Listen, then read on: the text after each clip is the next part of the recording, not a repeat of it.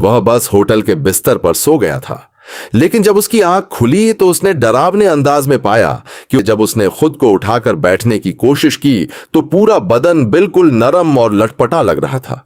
उसी पल उसे लगा कि कुछ गड़बड़ है, इसलिए वह घबराकर बाथटब से बाहर निकला। तभी उसे फर्श पर खून की बूंदों की लकीर दिखी और एक बुरी आशंका सीधे दिमाग। तभी निक को याद आया कि पिछली रात उसकी मुलाकात बार में एक अनजान खूबसूरत औरत से हुई थी। दोनों में अच्छी बन गई और वे साथ ही होटल आ गए।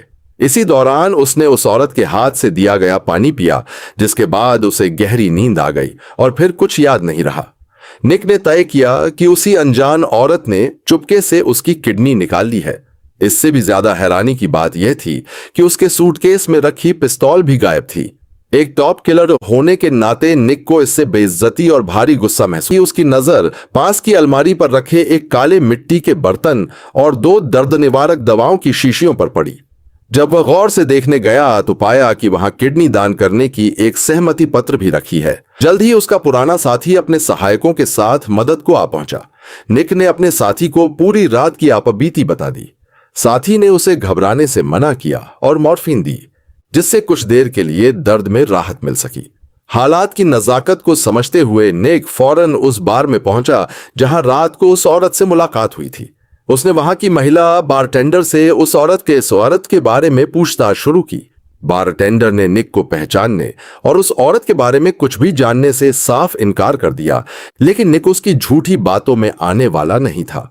जब वह बार बार सवाल करता रहा तो महिला ने बार के बाउंसरों को बर के मारे भाग खड़े हुए और निक की ताकत को पहचानकर बारटेंडर भी अफरा तफरी में पीछे की ओर भाग निकली। निक लोहे के दरवाजे पर पटक दिया। उसके हाथ से चाकू गिर जाने के बाद उसने धमकी देकर उस खूबसूरत औरत का पता पूछा। मजबूरन बारटेंडर ने उस औरत की जानकारी दे दी। जरूरी सुराग पाने के बाद निक तुरंत उस औरत के पते की जांच करने निकल पड़ा, मगर अभी अभी हुई जोरदार लड़ाई से होश आया तो वह अस्पताल के बिस्तर पर लेटा था। तभी निक का भाई भी अस्पताल पहुंच गया। अब निक चुप बैठने की हालत में नहीं था, क्योंकि वह किडनी उन दोनों के लिए बेहद अहम थी। दरअसल भाई की बेटी को किडनी की गंभीर बीमारी थी और उसे तुरंत किडनी ट्रांसप्लांट की जरूरत थी। निक की किडनी उससे पूरी तरह मैच करती थी। अगर जल्द ही वह किडनी वापस न लाई गई तो उसकी बेटी किडनी फेल होने से मर जाएगी।